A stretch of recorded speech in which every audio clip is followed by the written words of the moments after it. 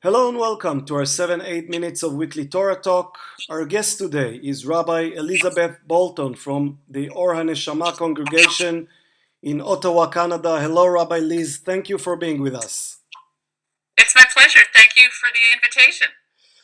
Tomorrow's parsha is Bechukotai, the last parsha of the book of Vayikra. In Israel, we read Bamidbar this week. We read a different parsha.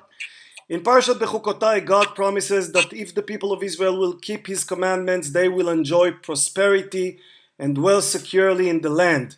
But He also delivers a warning of the many problems that will befall them if they abandon their covenant with God. This short parsha concludes with the rules on how to calculate the values of different types of pledges made to God.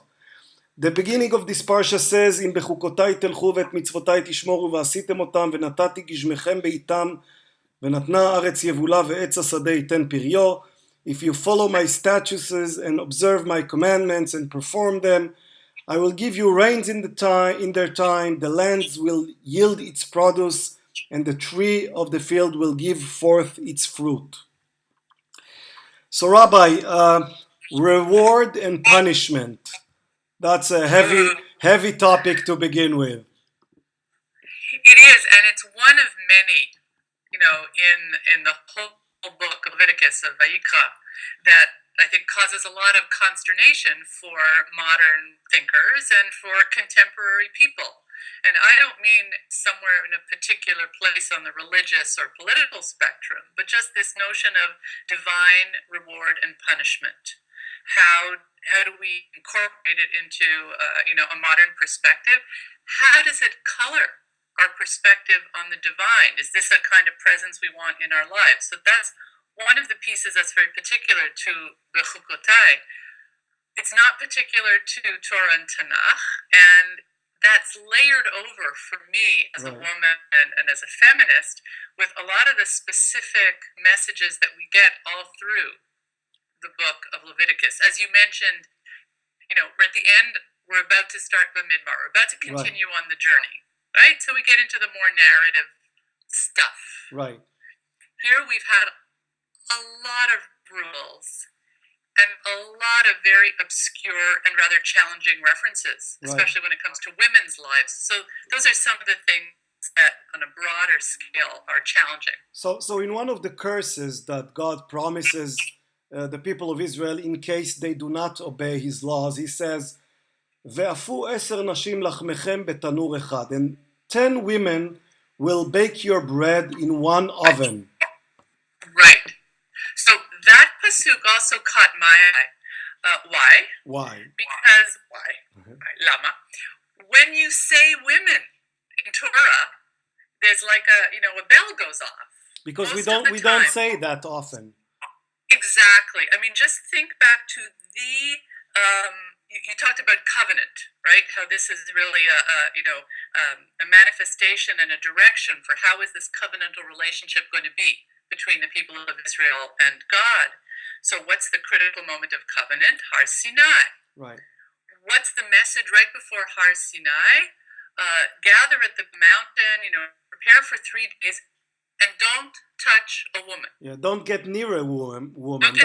That's the language of the Torah. Yeah. Right. But, and so already we go, wait a minute, who's there and who's not there? So the inference you draw is if you're saying don't go near a woman, men are being addressed. And that's, if you will, the primary default.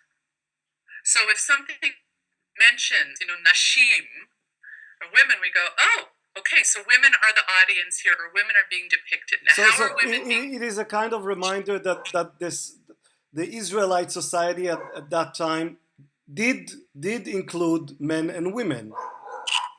Of course. Now, you could say, oh, look, again, the allusion is to women baking, and dismiss it. And say that we can't draw some important information or something that can help in our spiritual lives or something that could help inform our sense of religiosity. But I would disagree and suggest that just like so many midrashim open the channel to try to see, what's between the verses, what's between the letters, I see here an opening to a picture of not only were women there, but they may have had a whole very specific and rich cultural experience within Israelite culture. Now, I don't mean to ignore your question about reward and punishment, because it comes in the context of these curses. This is going to be bad for you if you don't follow my rules. At the same time, our people, and I would say women, have been able to draw on those difficult or apparently cursed moments and, kind of create a circle of support. How many women do we read about in Torah who've been cursed, particularly when it comes to fertility? Right. Their hopes for creating family. So from this vision of, women baking bread, my mind goes up, let me expand this. Let me create this picture of this culture where women supported each other, where if there was only one oven, it's okay. We'll create a system where we can all bake enough to take care of our needs, or the needs of our families, the needs of our children. Well, do you see in this pasuk, reading it now, I wonder, is it a punishment for the women or for the men that 10 women will have to bake their bread in one oven? Well, not to be too anachronistic about it, but if women globally today, and so many women in so many cultures are responsible for feeding their families, could not access, those means of production, I would say the men would suffer as well. Right. Therefore, it behooves all of us to create those kinds of opportunities. We hear about micro grants and creative ways to satisfy the needs for grassroots communities to address their basic food security. It makes this even more relevant, as you say, for the whole community.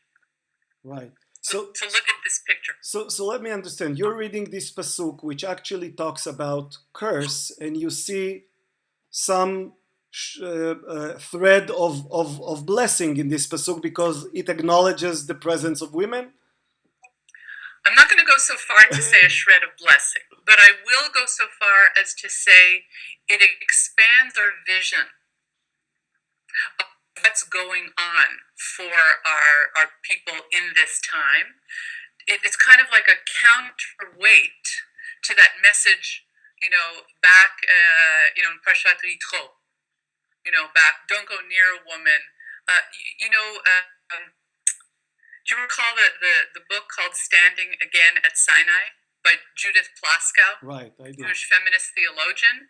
Now, that title and that notion, okay, let's bring ourselves back to the base of the mountain and become really cognizant that we were there.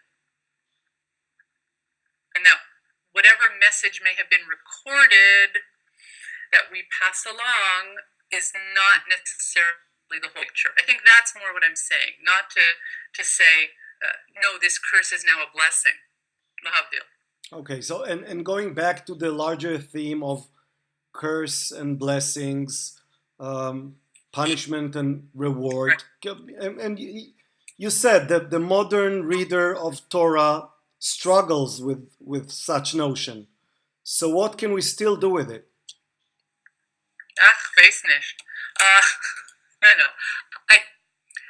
I have two struggles. One is to not try to retranslate it, and not try to say, oh, well, this is just another expression of, conscience, or, we internalize, good cop, bad cop.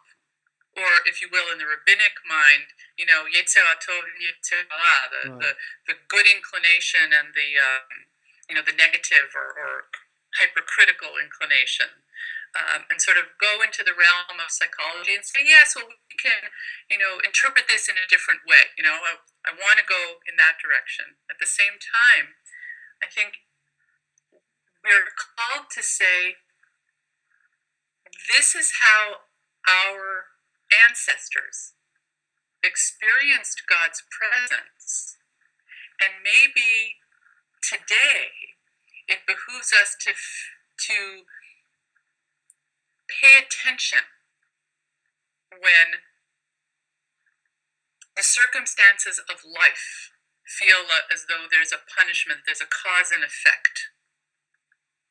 And what can we do in terms of our relationship to the greater good, that which is one, to address this balance? So I don't know if I articulated that last bit well, but it's a way I think of us not avoiding it, is what I'm suggesting. Embracing, and I'm not playing. Embracing an unknown reality of we all experience what we feel is reward and punishment in our lives. So I'm trying to understand what you're saying. You're saying embrace it, try to work with it rather than reject and diminish its meaning. And I'm also suggesting that given that many people, whether because it's grounded in this religious perspective or simply cultural messages, really have internalized this, as a chaplain, when I sit with people in the hospital and they say, I know why this is happening to me, I'm being punished. It's not my job to say, oh, what a terrible theology that is. You should abandon that. Of course, that's not why you're sick. It's just cells. No. It's really important for me and for us to recognize how that worldview in some ways helps make sense of that vast unknown and that which is really out of our control. No. I'm not condoning it, I'm not judging it, nor am I advocating it as a theology or my theology. I'm just saying it's so woven in to even our philosophers and thinkers that want to excise it, and want to reject it, and want to just capture it as an aspect of an ancient tradition, or perhaps as a lower level of developmental theology. Yes, listen, as a child, I was pretty scared of God. I was pretty sure that God was going to catch when I took that little trinket from my friend, and hid it under my pillow. Until I actually felt too guilty and then returned it. I was pretty sure that I was going to experience some of that omniscience and omnipresence, but I digress. Rabbi, that's you're challenging us with something that I'll have to think about. Thank you, and Shabbat Shalom. Thank you. Shabbat Shalom.